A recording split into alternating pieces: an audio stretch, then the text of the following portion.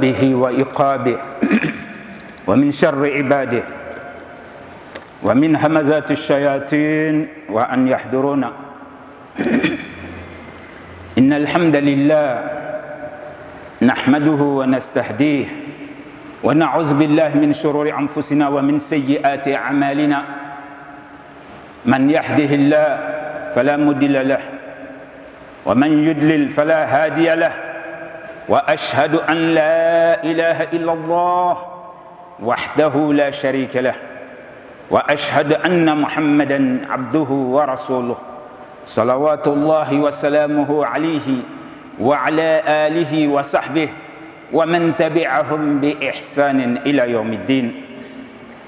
Chers frères et sœurs en islam, qu'Allah subhanahu wa ta'ala ait pitié de nous, qu'il nous guide sur son droit chemin.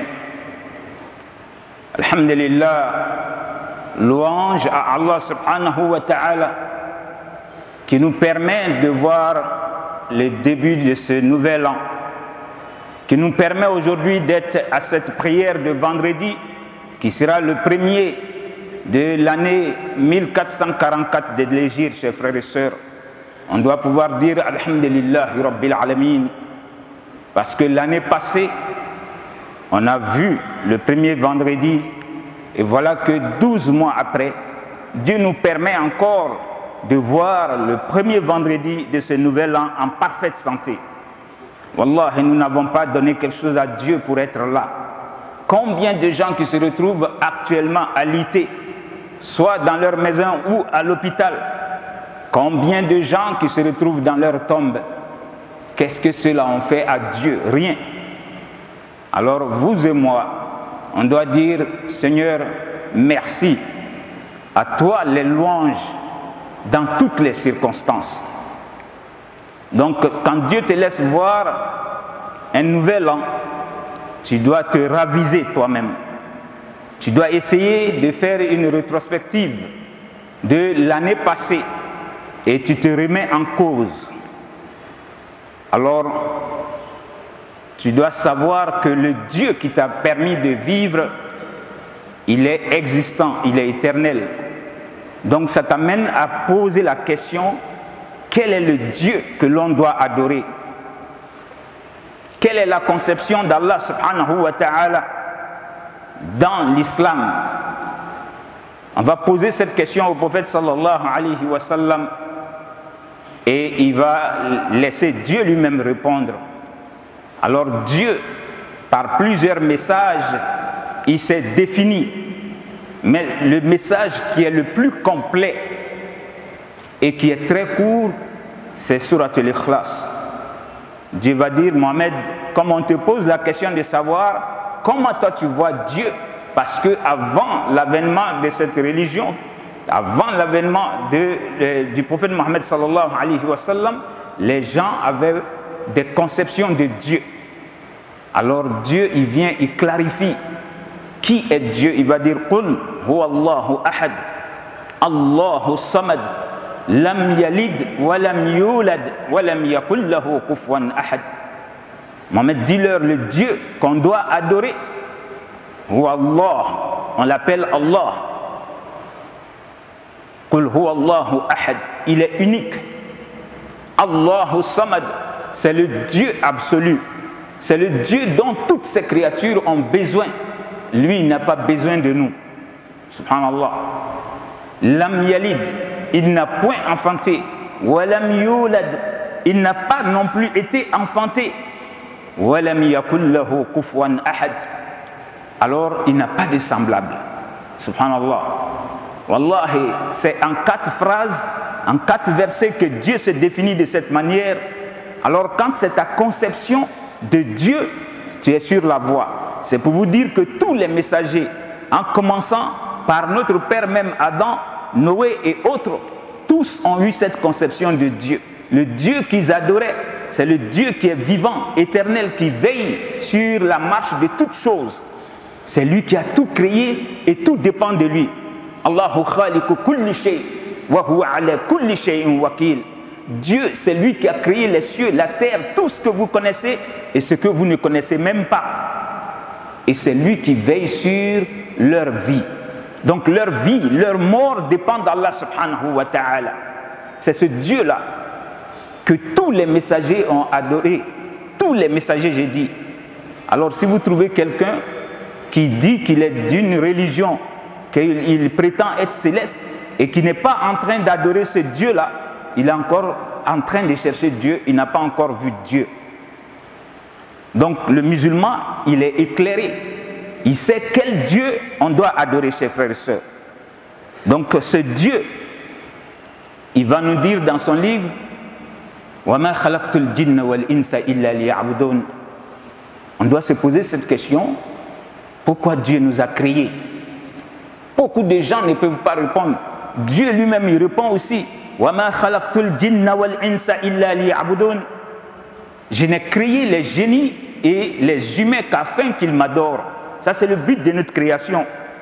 Et Allah subhanahu wa ta'ala, il va plus rien, il va plus loin en nous disant: Ma uridu minhum min rizqin wa ma uridu an yut'imun. Inna Allah huwa razzaq zul quwwatil matin. Dieu dit: je ne veux pas de subsistance. Je ne veux pas qu'ils m'accordent la subsistance. Je ne les ai pas créés pour qu'eux se soucient de cela. Je ne veux pas non plus qu'ils me nourrissent. C'est moi, Dieu, qui est le Dieu pourvoyeur. C'est moi qui donne la chance. C'est moi qui donne la richesse. C'est moi qui donne la santé. Inna Allah huwa razzaq zul quwwatil matin.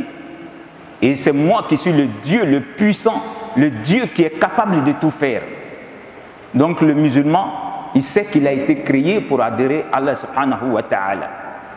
Alors le prophète sallallahu alayhi wa sallam, une fois il sera avec Muaz bin Jabal, qui est parmi les grands disciples du prophète, il va lui poser la question: Atadri ma haqqullah ala al-ibad wa ma haqqul ibad ala Allah.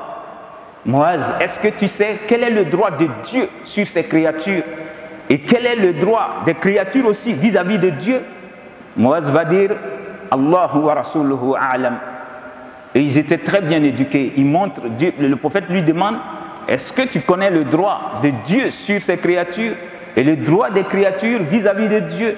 Il va dire: c'est Allah et son messager qui connaissent, moi je ne connais pas. Alors le prophète sallallahu alayhi wa sallam, il va dire: فَإِنَّ حَقَّ اللَّهِ عَلَى الْعِبَادِ أَنْ يَعْبُدُوهُ وَلَا يُشْرِكُوا بِهِ شَيْئًا. Le prophète va dire: le droit d'Allah subhanahu wa ta'ala sur ses créatures est qu'ils adorent Dieu et qu'ils ne lui associent point d'autre divinité. Ça, c'est le droit de Dieu. On doit l'adorer, on doit vouer le culte pour lui seulement, exclusivement pour lui. Et on ne doit pas lui associer d'autres divinités. Alors quand vous trouvez des gens seulement qui parlent de plusieurs dieux, ou de Dieu qui devient père, qui devient d'autres choses, on respecte vraiment leur manière de voir, mais Dieu, il est clair. Il est le Dieu qui est unique et qui veut qu'on l'adore. Il ne doit pas avoir de père, ni de mère, ni de fils, ni de femme. Voilà, donc c'est lui seul qui doit être adoré. C'est pourquoi nous, chaque jour, lorsque le musulman prie, que ce soit la prière canonique, que ce soit la prière obligatoire ou surrogatoire, nous allons lire la Fatiha et là-dedans vous allez entendre Iyyaka na'budu wa iyyaka nasta'in. Iyyaka na'budu wa iyyaka nasta'in. C'est à toi simplement que nous allons vouer le culte. Donc c'est pour toi uniquement que nous allons nous prosterner, nous allons t'adorer. Et c'est vers toi uniquement que nous allons nous tourner pour demander ton aide. Donc le musulman, il n'adore que Allah seul, et quand il est dans les besoins, alors il ne cherche pas à gauche, à droite, il va vers ce Dieu qu'il adore, et c'est vers lui qu'il se tourne pour demander son assistance. Wallah, et si ça c'est ta règle, tu vis en paix. Cette règle que je viens de dire, quand tu dis Iyyaka na'budu wa iyyaka nasta'in, c'est même une invocation pour toi. Chaque fois que tu as tes difficultés, tu récites cette partie de la Fatiha. Iyyaka na'budu wa iyyaka nasta'in. Seigneur, c'est à toi seul que moi je voue le culte. Donc c'est toi seul que j'adore. Et c'est vers toi seulement que je vais demander de l'aide. Je ne vais pas demander l'aide à un ange, ni à un génie, ni au corps de mon père ou à la tombe de ma mère. Voilà des erreurs que nous commettons souvent, chers frères et sœurs. Donc, Iyyaka na'budu wa iyyaka nasta'in, c'est aussi l'un des meilleurs zikrs que le croyant peut avoir lorsqu'il est dans ces moments de difficulté, chers frères et sœurs. Donc, Allah subhanahu wa ta'ala, il laisse le prophète continuer et il va dire فَحَقُّ الْعِبَادِ عَلَى اللَّهِ. Donc, le droit maintenant des humains ou des créatures d'Allah sur Dieu lui-même, أَنْ لَا يُعَذِّبَ مَنْ لَا يُشْرِكْ بِهِ شَيْئًا. Subhanallah. Donc, nous, notre droit maintenant vis-à-vis de Dieu lui-même, quand on l'a adoré, on a voué le culte à lui seul, alors si effectivement tu n'as rien associé à Dieu dans l'adoration, tu as vécu de cette manière jusqu'à ce que tu meurs, alors ça devient obligatoire pour Dieu de te donner son paradis. Il t'épargne l'enfer et il te fait entrer dans son paradis. Et quand le prophète a donné cette information à Moaz, Moaz était tellement content, il va dire au messager de Dieu, est-ce que tu peux me permettre de dire ça à la grande masse? Le prophète lui a dit, non, va doucement, ne le dis pas tout de suite aux gens, parce que ça peut les amener à être nonchalants, à être négligents. Subhanallah. Donc, Moaz, avant de mourir, il s'est rappelé de ce hadith et il s'est dit, si je meurs sans donner cette information, c'est comme j'ai caché le savoir. Parce que Dieu, il va nous éprouver avec le savoir. Quand tu as le savoir, il faut que tu donnes ça aux autres. Sinon, le jour de la résurrection, Dieu peut arrêter des sachants à cause du savoir qu'il leur a donné et qu'ils ont gardé jalousement, ils n'ont pas voulu partager. Donc, Moaz, avant de mourir, il va donner cette information. Le droit de Dieu sur nous, c'est lui seul que nous devons adorer sans lui associer d'autres divinités. Et notre droit maintenant vis-à-vis de Dieu, Wallahi, si tu as adoré Dieu de cette manière et mourir avec cette conception et cette foi, alors Dieu, il va immuniser ton corps contre l'enfer. Donc nous sommes au début d'un nouvel an. L'année passée, peut-être, on a eu à commettre plein de péchés dans ce sens-là. Alors, il faut qu'on se ravise et qu'on revienne et qu'on revoie ces choses-là ensemble. Donc, le prophète sallallahu alayhi wa sallam, il va nous dire Man shahida an la ilaha illallah wa anna Muhammadan abduhu wa rasuluh harramahu Allahu ala an-nar. Si toutefois vous attestez qu'il n'y a que Dieu seul qui mérite d'être adoré et que Mohammed est son serviteur, son messager, alors Dieu, il va rendre ton corps illicite à l'enfer. Toi, ton corps n'entre pas en enfer. Subhanallah. Voyez-vous? Donc le fait de dire Raditu billahi rabban wa bil islami dinan wa bi Muhammad nabiyyan, le prophète le dit aussi, il dit cette invocation. Si vous pouvez dire Raditu billahi rabban, j'agrée que Allah est mon créateur, mon Seigneur. Wa bil islami dinan, j'atteste et j'agrée que c'est l'islam qui est ma religion. Wa bi Muhammadin nabiyyan, et que Mohammed est le prophète de Dieu. Dans une autre version, Rasulan, il est le messager d'Allah subhanahu wa ta'ala. Le prophète dit, si jamais tu le disais avec ta langue, c'était dans ton cœur de cette manière, sois sûr et certain que Dieu, il te donne son paradis. Donc, il t'épargne l'enfer et il te donne le paradis. Et donc, on peut faire cela en zikr, comme on peut le faire aussi lorsque l'appel à la prière est fini. Donc, quand le muezzin va achever en disant Allahu Akbar, la ilaha illallah, toi qui as suivi le muezzin en récitant derrière lui, tu vas dire Wa ana ashhadu an la ilaha illallah wa anna Muhammadan abduhu wa rasuluh. Raditu billahi rabban wa bil islami dinan wa bi Muhammad rasulan. Alors le prophète dit, si tu as pu dire ça après l'appel à la prière, celui qui a pu dire de cette manière, Dieu expie tous tes péchés précédents. Subhanallah. Vous vous dites combien de fois Allah a pitié de nous. Il rend cette existence-là facile pour nous, mais c'est nous qui allons chercher d'autres choses pour nous condamner nous-mêmes. Donc on va trouver que le droit de Dieu, souvent, c'est nous qui allons piétiner les droits de Dieu. Parce que combien de fois on prétend être musulman, mais on se retrouve devant la tombe de quelqu'un qu'on n'a même pas vu. On dit que c'était un wali, c'était un saint. Alors, au lieu d'expliquer notre problème à Dieu, on voyage même depuis Abidjan jusqu'à dans le village de ces saints et on va se présenter devant sa tombe, on commence à raconter sa vie. Oh, je suis arrivé, j'ai tel problème, j'ai ceci, j'ai cela, subhanallah. C'est pourquoi Allah subhanahu wa ta'ala, il nous dit وَمَا يُؤْمِنُ أَكْثَرُهُمْ بِاللَّهِ إِلَّا وَهُمْ مُشْرِكُونَ. Il dit la majorité des gens, ils sont musulmans en étant des gens qui associent d'autres divinités à Dieu. Wallahi, chers frères et sœurs, combien de gens aujourd'hui qui sont musulmans, mais par leur comportement que eux ils vont négliger, ils sont en train d'associer d'autres divinités à Dieu. Il faut faire beaucoup attention, ne te retrouve jamais devant la tombe de quelqu'un et expliquer ton problème à ce dernier, même si c'est le prophète Mohammed sallallahu alayhi wa sallam. Quand on va à la Mecque, on va à Médine, quand on rentre, on salue le prophète, on fait la salat sur lui et on donne dos à la tombe du prophète et on s'explique à Dieu en faisant face à la Qibla. Seigneur, me voici dans la maison que tu as voulu que je vienne voir, la maison qui est la deuxième maison, c'est la maison, la mosquée du prophète. Me voici ici, Seigneur. Tu as exaucé d'autres personnes ici, je suis venu avec mes soucis, tu les connais mieux que moi. Seigneur, exauce mes soucis, dissipe mes soucis. Seigneur, donne-moi la solution à mes problèmes. Seigneur, me voici à côté de ton messager. Je me suis déplacé pour venir lui rendre visite. Seigneur, à cause de ton messager, il faut avoir pitié de moi. Je suis de sa communauté. Tu as eu pitié du prophète et tu as dit que tu auras pitié de sa communauté. Seigneur, mets-moi dans... Mais on ne s'adresse pas au prophète, on s'adresse à Allah subhanahu wa ta'ala. Donc quand on a des difficultés, il ne faut pas évoquer les mannes des adultes. On va voir d'autres le faire.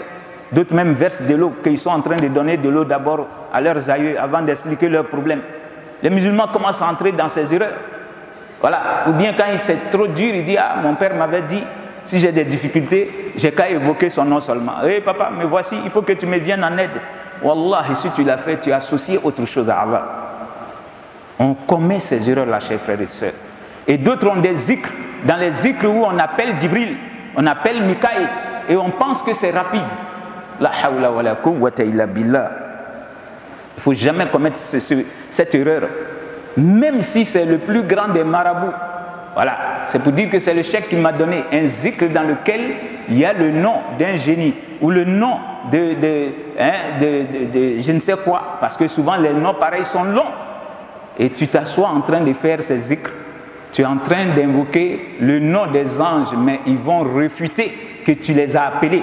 C'est le Coran qui nous le dit. وَيَوْمَ يَحْشُرُهُمْ جَمِيعًا ثُمَّ يَقُولُ لِلْمَلَائِكَةِ أَهَؤُلَاءِ إِيَّاكُمْ كَانُوا يَعْبُدُونَ قَالُوا سُبْحَانَكَ أَنْتَ وَلِيُّنَا مِنْ دُونِهِمْ بَلْ كَانُوا يَعْبُدُونَ الْجِنَّ أَكْثَرُهُمْ بِهِمْ يُؤْمِنُونَ. Dieu dit le jour de la résurrection, quand il va nous réunir, Dieu va dire à vous les anges, c'est vous que ceux-là adoraient quand ils étaient dans leur existence de dunya.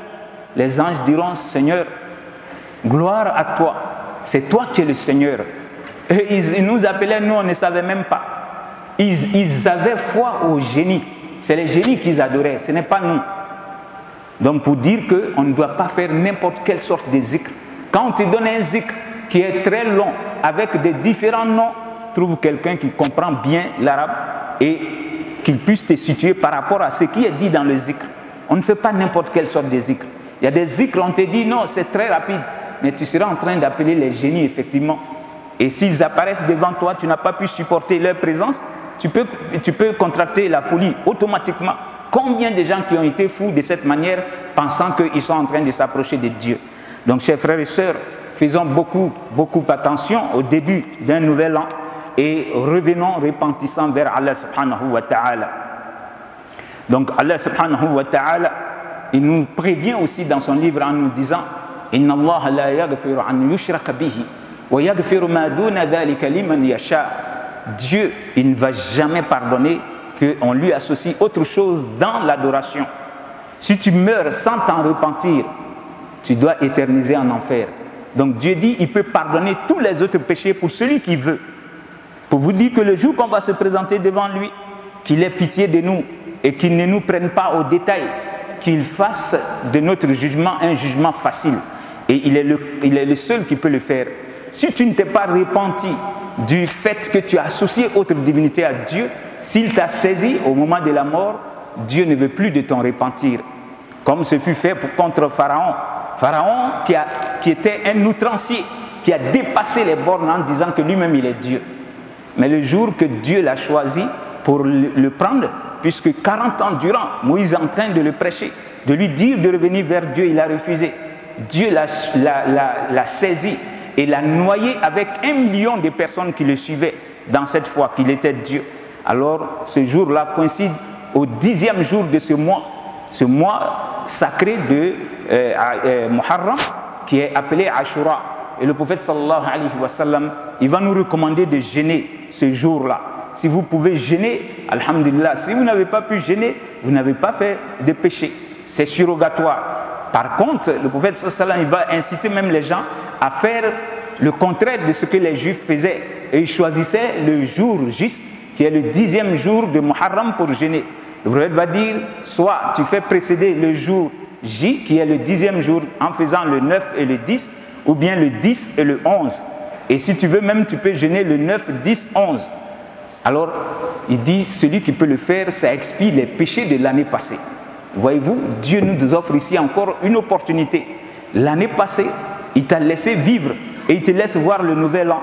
Et dans ce nouvel an maintenant, il donne l'opportunité, encore le prophète nous donne l'information, celui qui pourra jeûner ces jours-là, Allah subhanahu wa ta'ala lui pardonne l'année passée. Parce que le nouvel an que tu as commencé, tu ne sais pas si tu vas l'achever.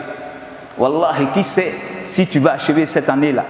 Donc comme on ne le sait pas, à chaque fois qu'il y a une opportunité pour être pardonné, il faut saisir l'opportunité au bon et être parmi ceux qui vont jeûner.